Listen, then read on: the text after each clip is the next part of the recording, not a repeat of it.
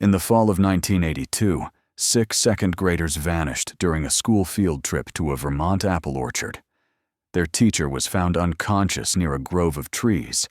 The orchard was closed. The case went cold. And for over 40 years, the children were never found. But in October 2024, after the orchard's caretaker died, a demolition crew unearthed a buried steel hatch beneath a thicket of collapsed roots. What they found, sealed inside, rewrote everything the investigation thought it knew, because only 5 names were scratched into the concrete. Before we begin, don't forget to subscribe if you love cold case mysteries, disturbing evidence, and true crime thrillers that unravel one chilling layer at a time. October 17th, 2024. Location: Briar Glen Orchard, Windham County, Vermont. The chainsaw stopped mid-cut. For a moment, the only sound in the clearing was the buzz of late-season insects and the creak of tree limbs swaying in the wind. The worker stood frozen over the twisted root system, sweat on his brow, his boot resting on what should have been another gnarled stump. But beneath the dirt and rotted wood was something metal. He knelt, brushed back the soil with gloved hands. Then he shouted for his supervisor. It took 2 men and a pry bar to open the hatch. It groaned as it lifted, revealing a steep, rusted ladder descending into pitch blackness. A flashlight beam caught the edge of something soft and pale resting at the bottom. A mattress molded, ripped, and next to it, a child's sneaker, small in canvas, stained with something darker than mud. Police sealed off the orchard within the hour.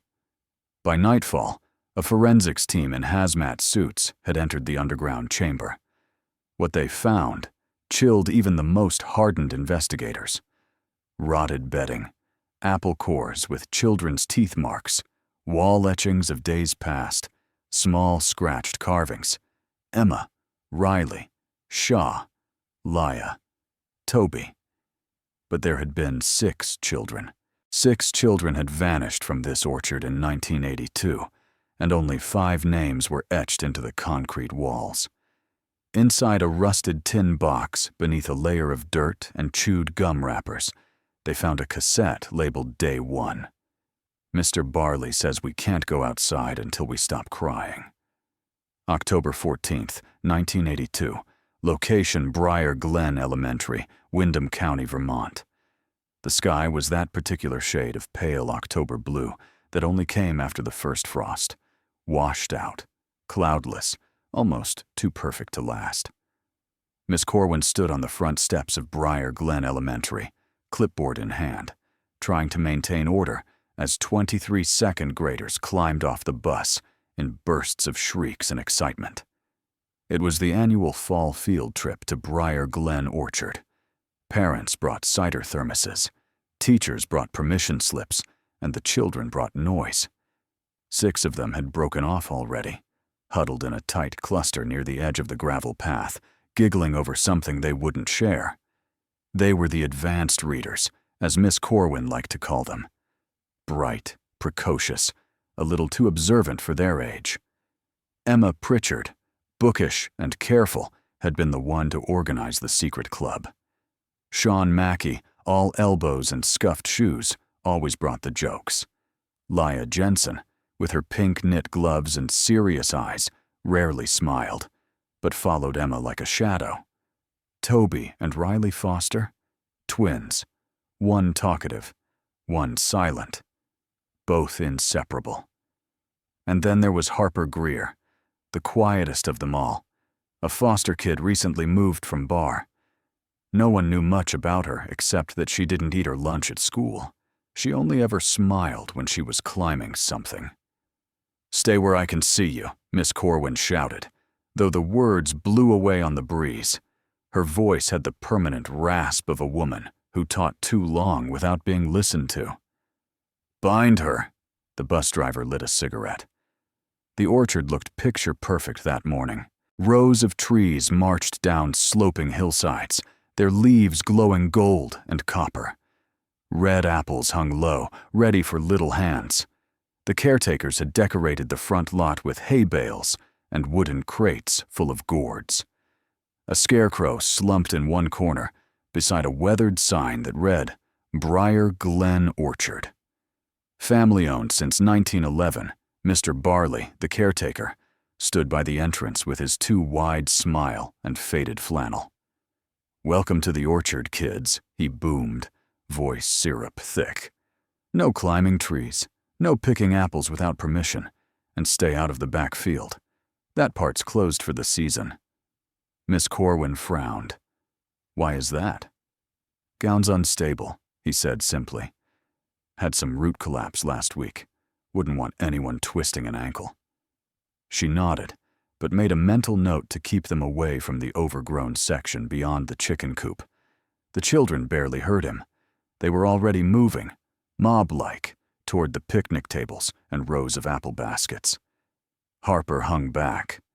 She watched the scarecrow, then the orchard, then Mr. Barley. He was still smiling, but it didn't reach his eyes. By noon, the children were spread across the orchard like spilled marbles. Some had gathered at the petting zoo, feeding goats through slats in the fence. Others chased each other through the hay maze. Emma and the other 5, the ones who always seemed to be scheming, had wandered farther toward the edge of the permitted area. "Let's make it our headquarters," Emma said, pointing to a clearing behind the last visible tree row. "We'll call it the clubhouse, but we're not supposed to go past the hay barrels," Leah said, glancing back at the orchard. "No one's watching," Sean grinned, already ducking behind the fence post. They moved quickly, low like soldiers on a mission, carving a path through the tall weeds that bordered the back end of the orchard. Once beyond the final trees, the sound of the field trip faded. Even the wind quieted. What remained was a strange, unnatural stillness. That's when they found it. A half-buyed metal hatch, circular, painted green to match the grass, though the paint had long since flaked off. No handle, just a worn iron ring bolted into the center. Emma stepped toward it. "Is that a bomb shelter?" Toby asked, eyes wide. "No," Riley said, voice oddly firm. "It's an old root cellar. My dad says they used to store apples underground before they had refrigerators." "Let's open it," Sean said. But Harper hesitated. "We shouldn't be here," she murmured. Emma had already grabbed the ring and tugged. It moved. They were gone by 2:15. Miss Corwin didn't notice at first.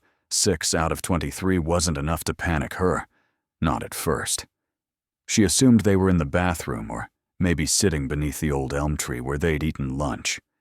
But by the time the final head count was taken and the bus was ready to leave, the numbers didn't add up.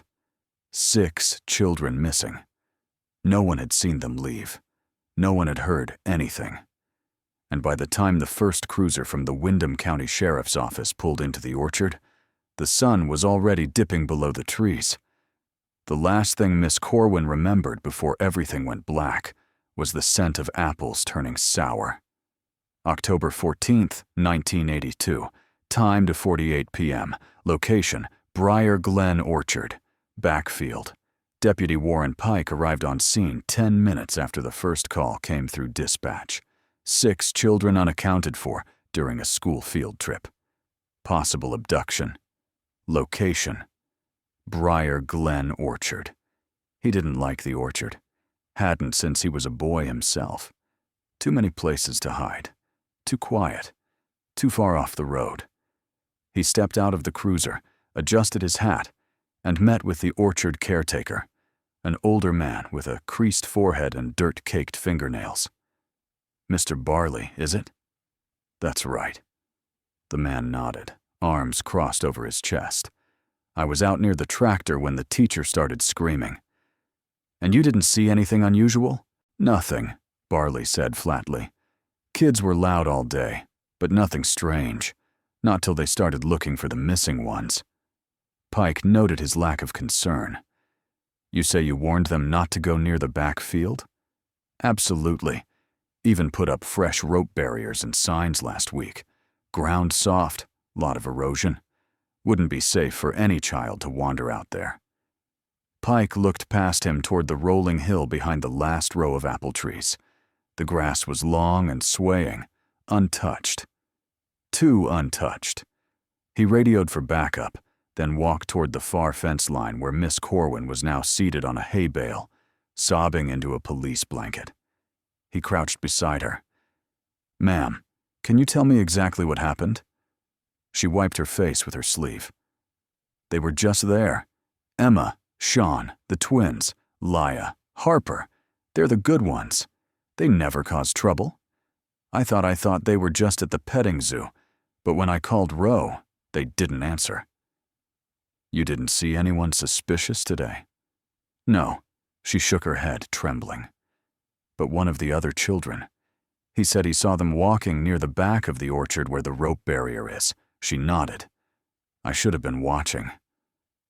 Pike held up a hand. "We're going to find them." "All right. I've got dogs on the way. Stay here. Don't talk to the other kids just yet." He stood, scanning the orchard. Parents had begun arriving. Some ran to their children. Others stood in silence, pale with terror. The news would spread fast. 6 kids didn't just disappear. Not unless someone made them disappear. The backfield smelled of old leaves and fertilizer.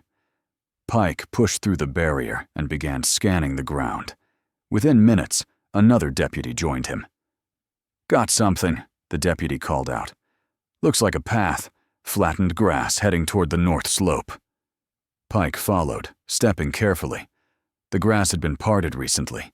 He could see sneaker prints, small and scattered, as if the kids had run or been herded. Then they reached the hill's crown. At its base, half swallowed by dirt and vine, was a metal circle. "Hatch," Pike muttered. "God damn." He dropped to one knee and began brushing off the top. No markings, but it's heavy. Might take a crowbar. Another deputy jogged over with one. It took 3 of them to lift it. The air that escaped was stale, old, not the smell of rot, but something worse. Containment, isolation. Pike pointed his flashlight down into the darkness. A ladder, rusted but intact. And beyond that, the suggestion of concrete walls and fabric scraps. He drew his weapon. "I'm going down." The chamber was 10 ft underground, rough concrete, windowless, colder than the air above. The flashlight swept across a mold-blackened mattress, a dented thermos, and torn bedding in the corners. Someone had lived here, if not recently, then once. But what caught Pike's attention were the etchings on the wall, crude, scratched by a child's hand. Riley was first. Sean cried all night. We're not allowed to say the name. Beneath these, 5 names were scratched in a child's handwriting. Emma, Riley, Shaw, Laya, Toby. There was no Harper. "Jesus," Pike whispered, and then he saw the tin box.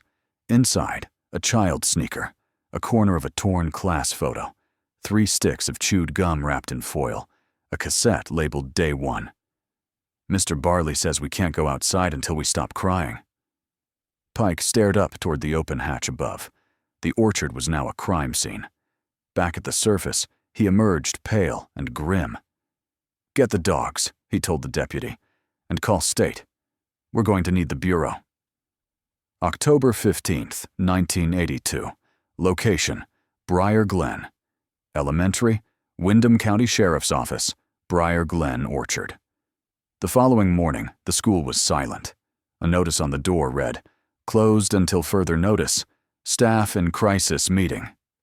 Inside, the teachers huddled in the lounge, eyes red-rimmed, faces grim. Miss Corwin sat alone in the corner, with her hands wrapped around a styrofoam cup of coffee she hadn't sipped. She hadn't changed clothes. Her voice had gone hoarse-arse overnight, from repeating the same 3 phrases to detectives. I don't know how they slipped away. They weren't troublemakers. Harper's name wasn't on the wall. The room smelled of burnt coffee and disbelief.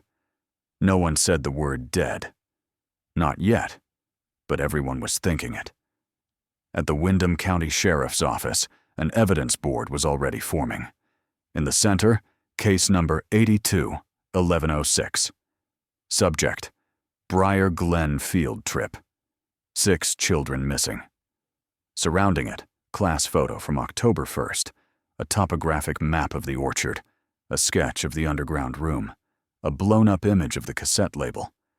Pike stood before the board, arms crossed, while the county's lead investigator, Detective Sandra Rann, took notes. "Still no sign of them?" Rann asked. "No," Pike replied. "Dogs picked up a trace near the hatch, but lost it 200 YD out. There are no exit prints, and we scanned the storm shelter. It's sealed tight. One entrance, no exits, and the hatch, industrial-grade, welded seams. Could have been installed decades ago. No records." Rann sighed. "And you said 5 names were scratched into the wall." "Right. But 6 kids went missing. Harper Greer's name wasn't on the concrete, but she was seen with them. Witnesses say she was. She's in the photo, too, taken that morning by the orchard staff. It was meant to be a souvenir for parents." He pointed to the image. 6 children in a tight row, arms around each other's shoulders. Harper's eyes stood out, wide, unblinking. "What's on the cassette?" "Still waiting for audio forensics to clean it up." "But there's more." Pike flipped to a second photograph, a close-up of the etchings. "Look here. We're not allowed to say the name. The kids were afraid of someone inside that shelter." "Mr. Barley?" Rann asked. Pike shook his head. "He has no criminal history. Built like a scarecrow, and pushing 70. Doesn't have the strength to drag 6 children. Plus, the shelter's been there for years. Barley's only worked the orchard since '73. "But that voice on the tape," Rowan said, narrowing her eyes. "If it turns out to be his," Pike nodded. "Then we're looking at a man who's been hiding something for 9 years. By 2 p.m., the orchard was swarming with investigators. The media had picked up the story overnight. 6 children missing in Vermont orchard. Teacher found unconscious. Police discover underground room. A news van from Burlington parked outside the gate. Reporters yelled over the fence. Barley stood near the farmhouse, face stoic, arms crossed. I told them not to go out there," he muttered to Pike, who approached again. "I warned them." "You also told us you'd never seen that hatch." "I haven't. It's on your property. Doesn't mean I knew it was there. That's the back field. Roots run deep out there. People bury all kinds of things in rural towns." Pike studied him. "You still have the staff photo from yesterday?" Barley looked startled, then nodded toward his farmhouse. Fridge door magneted up. They walked together. Inside the dim kitchen, Pike examined the photo. There they were again. 6 children. But something was off. He leaned in. Harper stood at the edge of the group. Her arm wasn't around the others. Her feet were angled away. She was the only one not smiling. Behind them, barely visible in the shadows between 2 apple trees, stood a 7th figure. "Who's that?" Pike asked. Barley leaned in, squinting. "I don't know." "It's a man," Pike said, wearing a jacket. "Look, he's standing halfway into the tree line watching them." Barley said nothing. Rann entered the room behind them. "Just got word." Audio Lab recovered the first 20 seconds of the tape. She held out a set of headphones. Pike placed them over his ears. The tape crackled. Then a child's voice. "Is it morning?" Another child, scared. "Don't talk." He's listening. Then a man's voice. Calm, measured. No one's leaving until the crying stops. That's the rule. Pike ripped the headphones off. Rann met his eyes. Barley's not the only adult we're dealing with. Pike turned back to the fridge, stared at the photo again. 6 missing children. 5 names on the wall. 1 man in the shadows. October 16th, 1982. Location, Windham County, Vermont. The night air pressed down on Windham County like a weighted blanket. Cold, damp, and too quiet for a town still reeling from what had happened at the orchard. Detective Sandra Rann couldn't sleep. She sat alone in her office, the audio cassette on repeat through her headphones. Every time she listened, she heard something new. A whisper in the background, a gasp she hadn't caught before, a creak that didn't belong to any child. This time, she focused on the man's voice. He didn't yell. He didn't threaten. He instructed. No one leaves until the crying stops. That's the rule. If you want food, you earn it. You sit still. You stop whining. If you want to go outside, you prove you're the strong one. Then silence. Then muffled breathing. Then a name. Riley. Take the red one. He's done. Ran froze. She rewound. Riley. Take the red one. He's done. Her blood chilled. Riley was one of the missing children, 8 years old, a second grader, and the voice had just spoken to him like a subordinate. The next morning, Pike met her in the parking lot of the sheriff's office, thermos in hand, bags under his eyes. "You look like hell," he muttered. "I didn't sleep," she said, opening the cruiser's trunk. "And neither will you once you hear this." They sat inside and she played the recording again, this time pointing to the exact second the man spoke the line. When the tape ended, Pike stared at the dashboard for a long moment. "You're saying one of the kids was helping him?" "I'm saying," Rand said carefully, "that either Riley was being used to manipulate the others, or he'd already broken."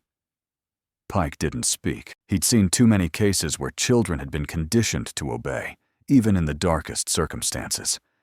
But 8 years old, that was too young to be anything other than terrified. Rand slid a folder across the console. "I dug deeper into the school records," she said. "Riley Foster had a scar, small crescent on his jaw, playground fall. But what's interesting is this. She pulled out a missing persons bulletin from 1976. Black and white, faded. Elijah Connors, age 9, went missing from an orchard town 2 counties over. Disappeared during apple season. No trace," she pointed to the photo.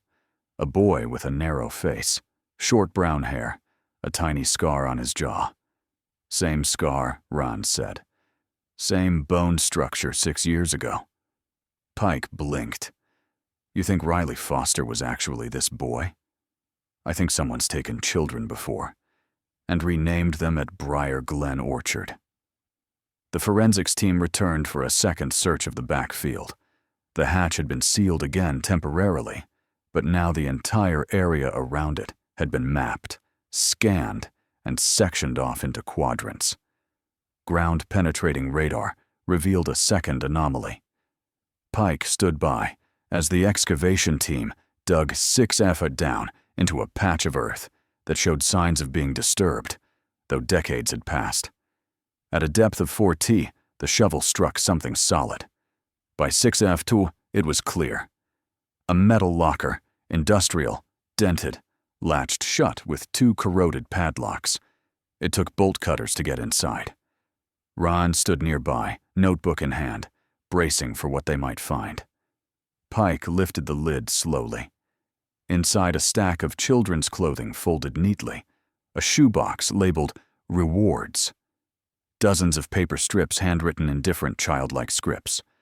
Some read, "I did good. No crying today. He let me eat first." At the bottom of the locker lay a Polaroid camera and a sealed manila envelope. Inside the envelope were 3 photographs, each one showing a child inside the storm shelter, sitting, standing, staring at the camera. And in all 3, a boy with a crescent scar stood just behind the others, expressionless, watching Riley. Back at the sheriff's office, Ran met with Margaret Greer, Harper's foster mother. The woman clutched a tissue in one hand and Harper's school photo in the other. She was a quiet girl, Margaret said. Didn't make waves, didn't have friends, but she never caused problems. "Did Harper ever mention someone named Riley?" Ran asked gently. Margaret thought she used to whisper that name at night. I'd check on her during storms and find her curled in bed, eyes open, whispering, "Tell Riley it's not my turn." I thought she was dreaming. Ron's heart sank. "Do you think," Margaret asked, "that she's still alive?" Rand didn't answer right away. "I think Harper was the one who tried to escape," she said softly. "And I think Riley stopped her." October 17th, 1982. Location: storm shelter, Briar Glen Orchard. The forensic techs worked in shifts now. Every inch of the underground chamber had been photographed, cataloged, and logged. But there were still pieces missing, details too faint to capture on film. Details like the scratches on the far wall. Not the obvious ones, not the children's names, the faint ones. Detective Sandra Rand stood with her gloves on, flashlight in hand, crouched in front of a section of concrete opposite the carved names. She had already seen Emma, Riley, Sean, Laya, Toby, etched in small, desperate letters, all grouped together. But directly across from them, almost hidden in shadow, was a single scratch mark that didn't look like the others. Just one name: Harper. But unlike the others, it wasn't etched straight. It was scratched over, half erased, like someone had started carving it, and then stopped, or been stopped. Ron turned to the technician beside her. "When did this one get logged?" The man looked over. "That we almost missed it. Found it this morning under layers of grime. It was covered in soot or ash, maybe." Rand squinted. The scratch wasn't deep. More of a hesitation than a statement. But it was there. Uneven. Shaky. "Harper was here," Rowan whispered. "She just never finished her name." She stood and backed up, taking in the room's dimensions again. 10 FTX 15, one ladder, no exit. The floor was uneven. Cement poured over dirt, patches sunken in. She walked the perimeter, careful not to disturb anything. That's when she noticed it. A small hatch in the far corner. Not a full door, just a cutout in the floor, square and shallow, like a root cellar within a root cellar. The bolts had been painted over. No one had noticed. Ron called it in. 2 hours later, Pike arrived with a crowbar and a team. The bolts cracked reluctantly. It took 3 men to lift the subpanel. Inside, darkness. Dry, shallow, maybe 4 FT deep. But even in the low light, Ron could see what was inside. A child's mattress, soiled, old, alone, and scratched into the concrete beside it. I'm not in the club. Meanwhile, a mile away, a jogger on County Road 14 saw something strange in the ditch, half buried beneath a layer of wet leaves. She paused, pulled her earbuds out, and took a few steps back. It was a cassette tape, labeled in blocky handwriting. Day 8. She made noise again. Riley says that means we lose dinner. She called the sheriff's office immediately. By sundown, Ran had the tape playing in her office. The same male voice. "We follow the rules, or someone gets punished. That's the game. If Harper wants to leave, she has to finish the name." A faint sound followed. Scratching. Maybe a child's breathing. Then a thud. Then silence. Ran turned the tape off. The orchard closed permanently that week. The media circus had only intensified. Vermont's field trip horror, secret shelter, missing kids. New evidence. Audio tapes reveal child prison beneath orchard. Pike had been walking the perimeter when he found Mr. Barley again, seated by the chicken coop with a weathered thermos in his hand. "They're saying this is your fault," Pike said bluntly. Barley shook his head. "That shelter's older than me. You know how many things are buried under farmland like this? Prohibition tunnels, old septic tanks, things people didn't want found." Pike studied him. "You're saying you had no idea 6 kids went missing under your feet?" "I'm saying I didn't dig that hole." "Then who did?" Barley finally looked up, eyes narrowing. "You ever hear the name Silas Lane?" Pike frowned. "Should I have? Used to live around here way back 1950s. Worked orchards up north, then just vanished. But the stories." He lowered his voice. Said he liked to build things. Rooms underground. Places where kids could be taught not to scream.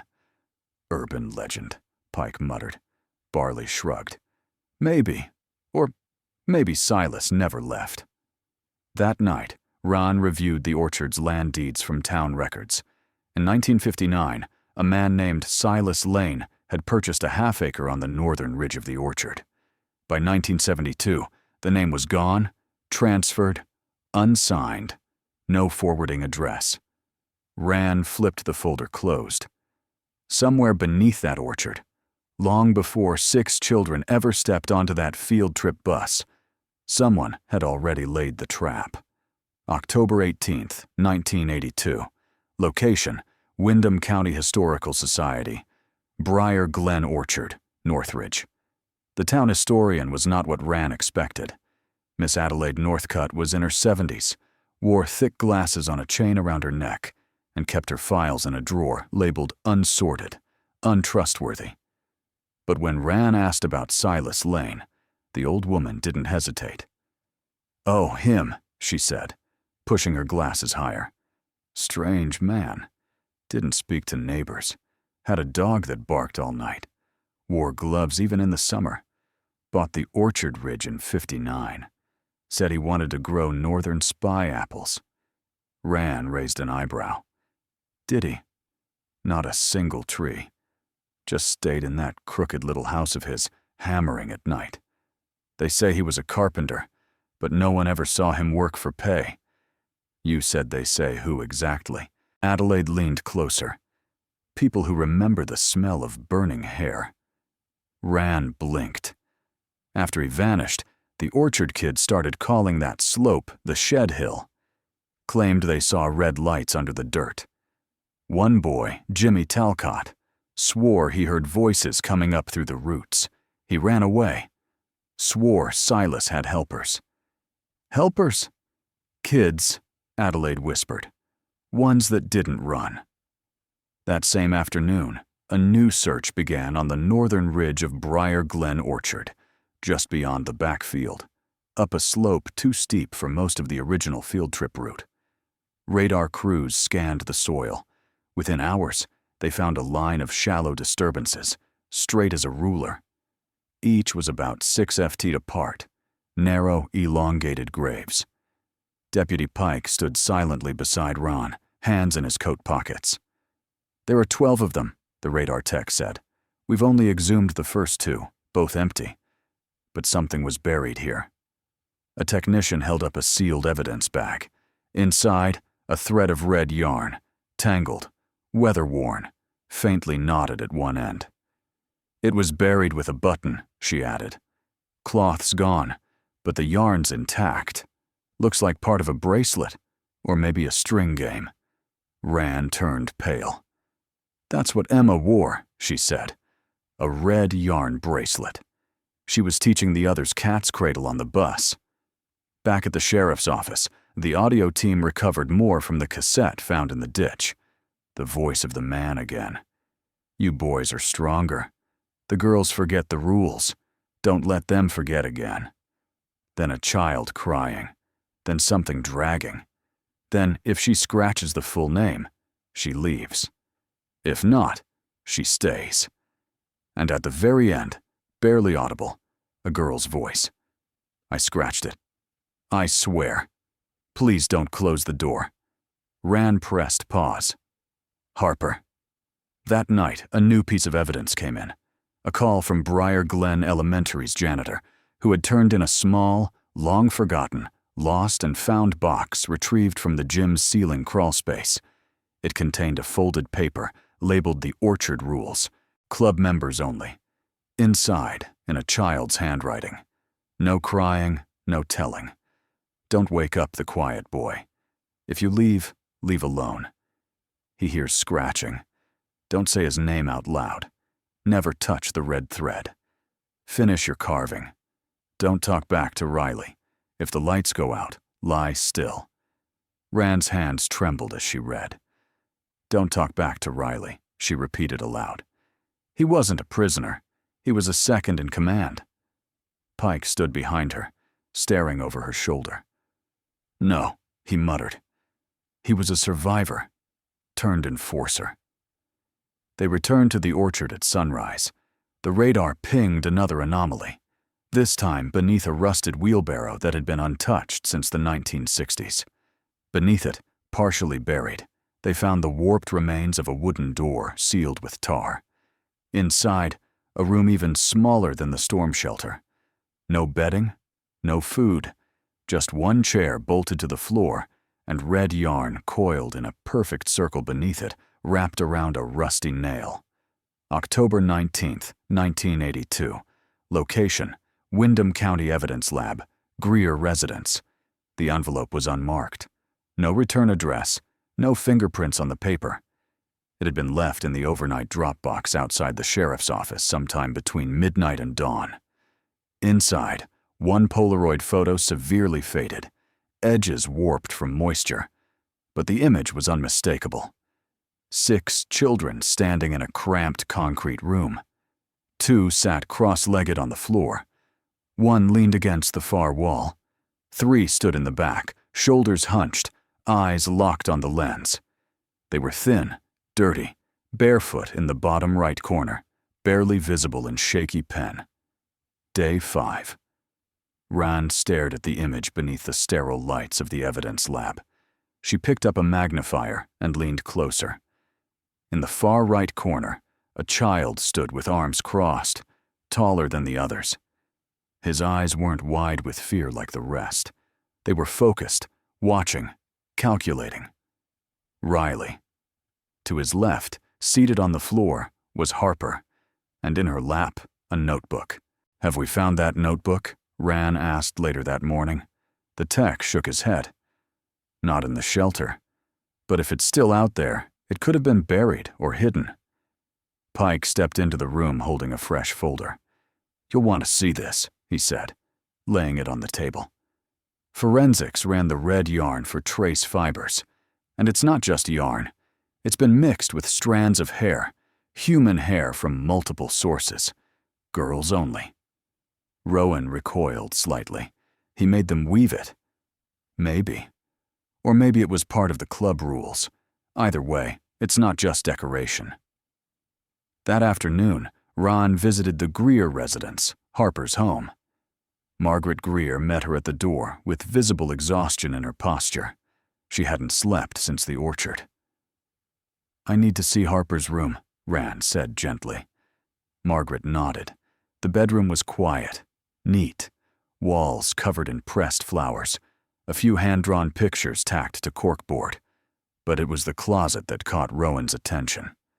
On the inside of the door, drawn in dull pencil, was a rectangle measured to look like a TV screen. Beneath it, stick figures, 1 standing, 4 sitting, 1 alone in a far corner, and a phrase, "He never blinks." Rand sat on the edge of the bed, heart pounding. She remembered, she whispered, even if she couldn't say it out loud.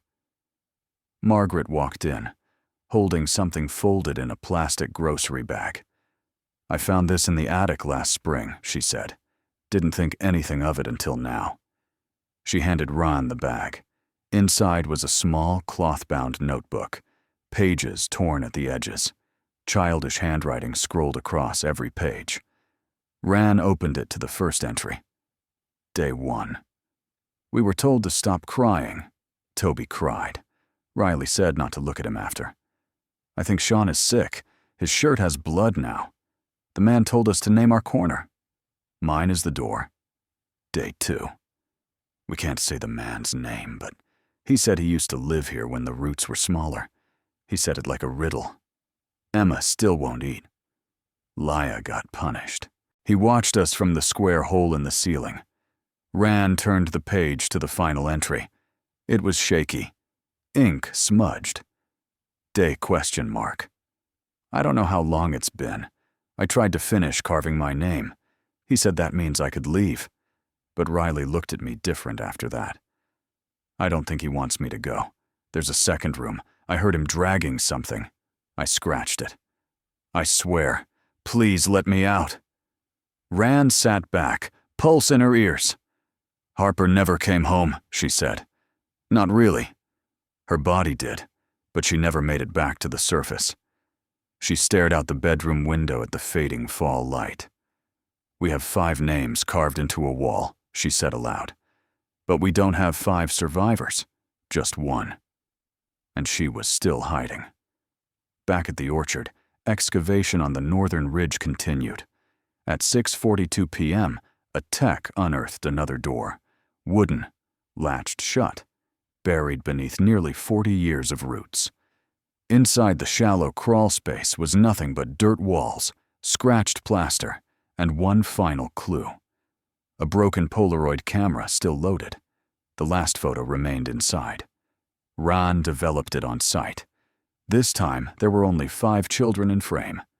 Riley was not one of them, but behind them, just barely visible in the dark beyond the edge of the concrete wall, stood a man's silhouette. No eyes, just the outline of gloves and something in his hand. Red yarn, October 20th, 1982. Location, Windham County Sheriff's Office, underground shelter. Final sweep. The air in the briefing room felt heavier than usual. Rand stood in front of the incident board, now cluttered with photos, maps, and printed stills from the recovered Polaroids. The latest image was pinned front and center. The 5 children huddled in the shelter, the man's silhouette looming just beyond the wall. "We've confirmed the shelter had no external entry point beyond the ladder," she began, addressing the assembled team. "There were no hinges or pressure seals, nothing mechanical. That means the man in this photo was already inside." She turned to Pike. "Which makes the timeline impossible," he said grimly. Barley swore no one came or went during the trip. He was with Miss Corwin from 9 a.m. to noon, but that photo taken around midday, judging by the light leak. "Unless," Rand said, stepping forward, "there was never a second man." The room quieted. She pointed to the name carved beneath the far mattress. "I'm not in the club. Someone else was down there. Maybe before the children. Maybe long before." She held up the rules list again. "Don't wake up the quiet boy. Don't say his name out loud. He hears scratching. If the lights go out, lie still." These weren't just instructions, she said. They were warnings. Meanwhile, the final sweep of the shelter revealed something. The initial team had missed. Behind a loose panel in the concrete wall near the mattress chamber, a cadaver dog alerted. Ran and Pike descended as the techs opened the space. It wasn't a full tunnel, just a crawl space 6 FT deep, barely lit. Inside, they found a wooden crate sealed with wire and masking tape. Ron's flashlight flickered as she stepped forward. The crate held 6 cloth dolls, hand-stitched, one for each child. The names were embroidered in red thread. Emma, Riley, Sean, Laya, Toby, Harper. All except Riley's were missing limbs. One had no head. One was torn through the chest. Only Riley's doll was untouched. Beneath the dolls lay a journal, leather-bound. Mice had chewed the corners, but most of the pages remained. Pike read over Ron's shoulder. Journal entry. October 3rd, 1982. The new batch came today. Loud at first. That will stop. I let Riley be the gatekeeper again. He watches well. Harper is clever. She knows the name. She won't say it. The red thread keeps the room balanced. When the circle breaks, the club resets. They brought the journal topside under full chain of custody protocol. Ran took the final page herself. It was dated the day before the children vanished. Journal entry, October 14th, 1982. We finish at dawn. 6 in, 5 stay. She scratched it, but not deep enough. He's still down there. He doesn't blink. He never left. Ran exhaled slowly. "Who is he?" she asked aloud. Pike looked away. Maybe not a name, maybe a role. She glanced at the rules list again. Don't wake the quiet boy. What if the quiet boy wasn't a child? Later that evening, Ran met with Miss Corwin at the hospital. The teacher had been released from observation, but remained under sedation. Her eyes looked hollow, her voice barely audible. They went in one at a time, she said. He called their names, said it was a game, said the apples were only for winners. Ran leaned forward. Who was he? Corwin closed her eyes. The one with the gloves. The voice like a whisper through walls. Silas Lane. Corwin blinked. Number. The boy with the scar said he was dead. Said he left him behind. Riley. A nod. He said he buried Silas in the far room. Said it was his turn now. The orchard was sealed off that night. The town demanded answers. News vans parked outside the sheriff's office. Journalists shouted about cults and mass graves. Families of the missing returned to stand by the caution tape, clutching photos and grief that had never aged. Inside the shelter, one final discovery was made. A handprint in dried blood pressed against the ceiling above the mattress corner. Small feminine next to it scratched in fingernail. I scratched it. Ran stared up at it for a long time, breath caught in her chest. She tried. She whispered. She really tried. October 21st, 1982. Location: Windham County Foster System Archives. Former Briar Glen Elementary Counselor's Office. The basement of the Windham County Administrative Building smelled like old ink and mildew. Detective Ran flipped through a stack of tattered manila folders marked Foster Intakes, 1977 to 1983. Each one bore the telltale stains of decades in a damp file room. The handwriting often illegible, the caseworkers long retired. She found Riley Foster's file wedged between two with no names, only intake numbers. The first red flag came immediately. Riley wasn't his birth name. The file listed him as Elias Jonah Keene, born April 2nd, 1974. Removed from a rural foster home in Essex County in 1979 after an anonymous complaint. The caregiver's name had been blacked out, but a second note, faint and nearly erased, was scribbled on the side margin. Child shows signs of learned compliance, wakes during fire drills, repeats phrases in mirror, obsessed with dirt. Rowan's stomach turned. A second intake sheet dated 2 years later showed Elias had been placed in a group home just 40 miles from Briar Glen. That home burned down in 1981. Cause electrical. No injuries. One missing child. Elias. Next recorded appearance, September 1982. Enrolled as Riley Foster, 2nd grade, Briar Glen Elementary. No guardian signature. No vaccination forms. He had simply appeared. Ran returned to the school and met with the retired guidance counselor, Miss Deborah Lynn. Lynn was in her 80s now, living in a quiet, assisted living home, her mind still sharp, her eyes troubled the moment she heard Riley's name. He didn't behave like the other children, she said. Didn't play, didn't run, didn't ask for help. He always sat in the corner during group exercises. Did he ever speak about his past? No, Lynn said, but he drew it over and over. Same picture, a ladder going down, a room with no windows, stick figures in corners, and a red string above them like a halo. She sighed, then added, he once asked if he'd scratched deep enough. Ran leaned forward. Scratched what? He didn't say, but he smiled afterward. First and last time I ever saw him smile. Pike met Ran back at the orchard just before sundown. We traced the journal ink, he said. It's a rare kind, industrial. Only 2 local vendors ever stocked it. One was a general store in Essex County, shut down in '83. Ran nodded. Where Riley Elias was first placed, Pike continued. We also matched soil samples from beneath the crate room, found traces of cadaverine. Ran blinked. Which means there was a body buried down there once, probably long before the children. Probably Silas Lane. She exhaled slowly, and Riley stayed with him, learned the rules, then rewrote them. The theory solidified. Riley, formerly Elias, had been taken or groomed by Silas Lane in the late 1970s, lived underground, conditioned. When the older man died, Whether from age, violence, or illness, Riley remained behind. And when the opportunity came in 1982, he took over the club.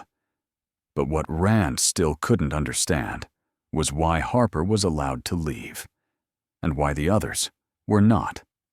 That night, Rand sat alone in the evidence room, the 6 dolls from the crate laid out in a line on the table, each one mutilated except Riley's.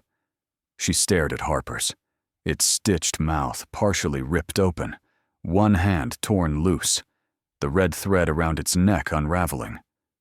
In her notebook, Ran wrote, Harper scratched her name. Was that the test? Riley stopped her once, but something changed. Did she remind him of someone? A sister? A protector? Or did he need someone left behind to remember? She flipped open Harper's old journal again, this time to a torn page at the back, folded and taped. A drawing. Stick figures again. This time only 2 remained in the underground room. One child, one larger shadow. Above them, scribbled words in all caps. I'm still here. He's still listening. Ran felt a chill crawl up her spine. If Riley was a vessel, an apprentice twisted by isolation, then who or what had taught him? Who had set the rules? And why did the red thread still appear in every hiding place? At 3:17 a.m., a call came in from the Orchard site security team. Motion sensors had gone off again. Ron raced to the scene. This time they caught it on the trail cam. A child-sized figure barefoot, shirtless, standing beside the hatch in the dark, unmoving for over 11 minutes, just standing before, turning and walking slowly back into the trees. October 22nd, 1982.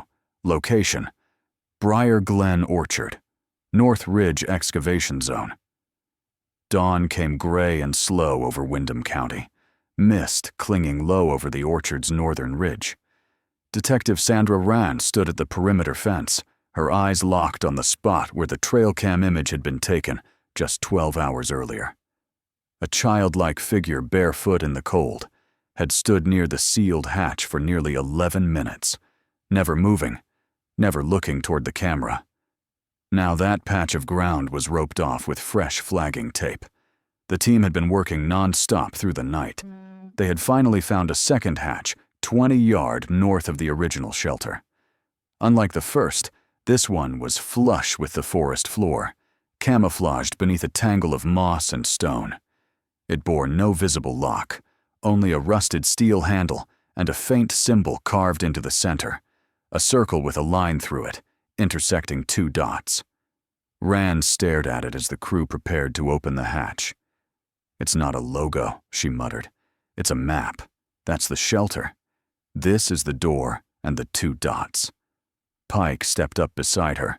Survivors or replacements. The hatch opened with a long groan. Inside, a spiral staircase descending into blackness. No ladder this time, no makeshift rebar steps. This had been constructed intentionally. Concrete spiral, reinforced beams, old industrial lighting along the wall. Whoever built this had time, Ron whispered.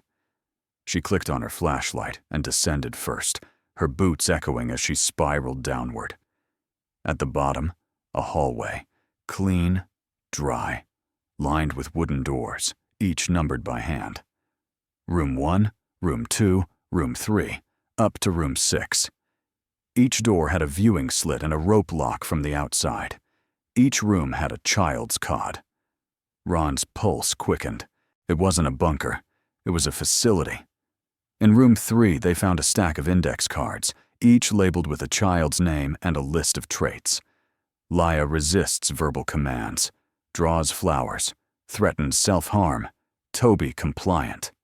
Mimics Riley, does not cry. Emma selectively mute, clings to Harper, afraid of dark. Sean, frequent nosebleeds, refuses food, has night terrors. Harper protects others, writes notes, asked about ladder. Riley listens well, watches from corner, does not blink. Room 6 was different. There was no cot, only a single chair in the center bolted to the floor, a spotlight above on the back wall written in ash or blood or both. To leave, you must take someone else's place. Ran backed away. This wasn't just a shelter, it was a system. A journal was found in room 1, buried under a loose floor tile. Ran flipped through the brittle pages. One entry stopped her cold. Entry undated. The orchard feeds them. The thread binds them. The man teaches the rules. But Riley remembers. He said the lights weren't for seeing. They were for watching. He told me Harper knew how to get out, but she wouldn't leave us behind. So he made her choose. I think she picked me. There was no signature, only a smeared thumbprint at the bottom, child-sized. By evening, the FBI had arrived. Forensics confirmed something horrifying. The walls of room 6 had been lined with human teeth, pressed flat into the mortar behind the paint. Nearly all were from children. Some dated back decades. Silas Lane had not started this in 1982. He had inherited it. Outside the orchard, the town began to fracture under the weight of the revelations. Old families whispered about orchard boys who never returned, about missing farmhands, about the summer of 1961 when the apples came in early, and no one ever said why. Back in the evidence lab, Ron stared at the dolls again. She pulled out Riley's, the only one that wasn't torn. She turned it over and found something tucked inside the stitching, a fragment of a photograph, just one corner. It showed part of a man's jaw, gloved hand, raised mid-gesture, and beside him in shadow, a 7th child, one who was never listed, one who was never carved into the wall. Ran closed her eyes. They had only ever been looking for 6, but there had been 7, and one of them had stayed to keep the door open. October 23rd, 1982. Location, Windham County Sheriff's Office, Briar Glen Orchard, sealed room 7. The doll had been carefully stitched shut. Forensics confirmed the thread wasn't just red yarn, but human hair woven into the fabric to match the others, and the photograph fragmented held. It had been torn deliberately, its edges singed, as if someone tried to destroy the rest. But there was no mistaking what it showed. A 7th child, face turned slightly, barely visible behind the silhouette of a gloved man. Ran sat alone in the sheriff's office, staring at the image under the magnifier. 7 in, she whispered, but we only ever knew 6 names. Across the room, Pike leaned against the filing cabinet, eyes bloodshot. Maybe that's why the math never worked, he said. 5 names on the wall, 1 survivor, 1 more erased or hidden, Rowan added, buried in the system before it ever began. That same morning, excavation crews returned to the 2nd underground facility. A new anomaly had been found. A sealed alcove behind room 6, walled off with solid concrete. Ground-penetrating radar showed a void inside. It took 6 hours to breach it safely. Behind the wall was room 7, and room 7 wasn't like the others. It had no cot, no drawings, no light fixtures, just walls covered in scratches, countless gouges, some shallow, some deep, no names, no words. But one symbol repeated over and over, a circle, 2 dots, and a line through both. The same marking as the hatch carved again and again, hundreds of times. In the center of the room was a child-sized chair overturned and broken, and a mirror shattered into 3 pieces, a faint handprint in the dust. Child-sized. Ran knelt beside it and traced the shape. She never left, she murmured. They never let her. Back at the sheriff's office, Margaret Greer arrived unannounced. She held something tightly in her hands, a shoebox aged and warped with water damage. I found this yesterday, she said. It was in the wall behind Harper's old dresser, nailed into the studs. Ran opened the box carefully. Inside, a red yarn bracelet, a crayon drawing of 6 stick figures around a square, and a folded note scribbled in faint pencil. Don't forget her. She scratched the name, but it wasn't hers. The seventh didn't cry. Rand sat down hard, pulse in her ears. She took someone else's place, she whispered.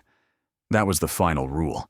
A forensic artist was brought in to reconstruct the torn photo using partial archive scans and digital recovery. The final image was clearer now. 7 children, the seventh standing apart. Not younger, older. Long hair, eyes vacant, clothes that didn't match the others. A girl, possibly 10 or 11. The rest of the photo had been burned away, but what remained revealed enough.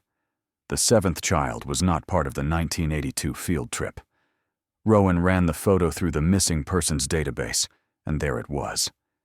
Greta Mae Winton, age 10, vanished 1979, Essex County, placed in foster care in 1978. Reported ran away.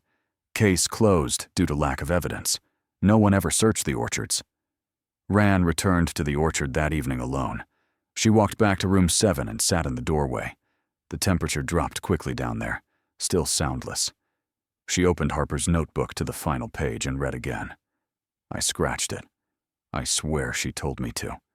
But then she took my hand and said she was ready now. That I should go instead. Rand turned off her flashlight.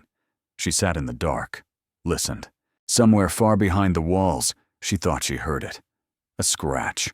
One long, slow line across the concrete, then silence, then a whisper, or maybe just breath. October 24th, 1982. Location, Briar Glen Orchard, Sealed Rooms, Windham County. The morning sun never reached this deep. Rand stood again in room 7, this time with a full team behind her. Floodlights cast stark beams against the scratched walls, illuminating symbols, layered so thick they nearly overlapped. The forensic team moved in silence, reverent now, because they knew this wasn't a room. It was a tomb. And not for the body of a child, but for her memory. Greta Mae Winton had lived down here longer than any of them. Maybe even before Riley, before Elias Keene was ever dragged below. She had scratched the walls. She had waited.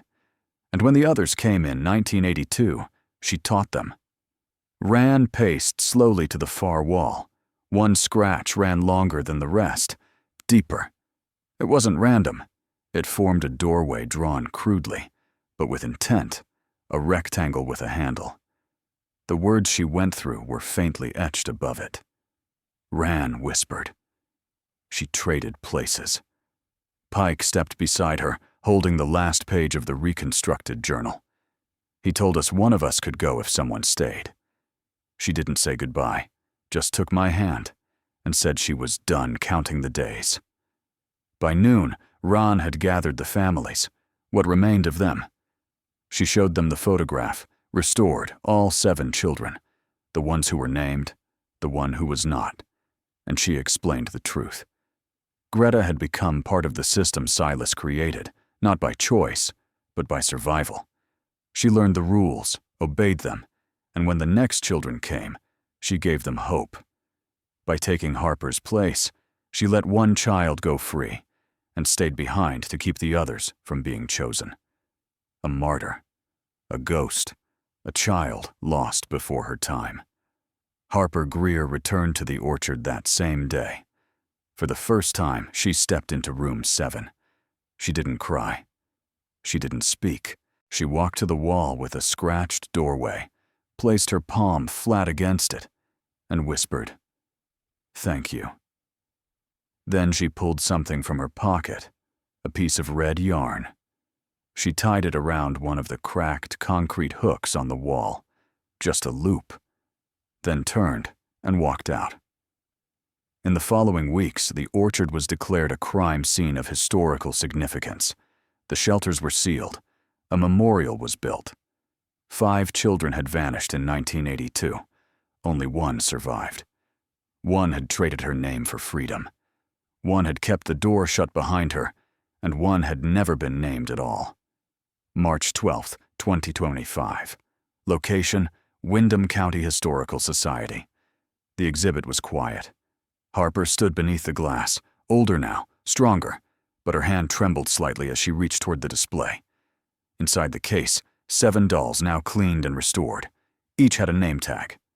Emma, Riley, Sean, Laya, Toby, Harper, and now at the center, Greta.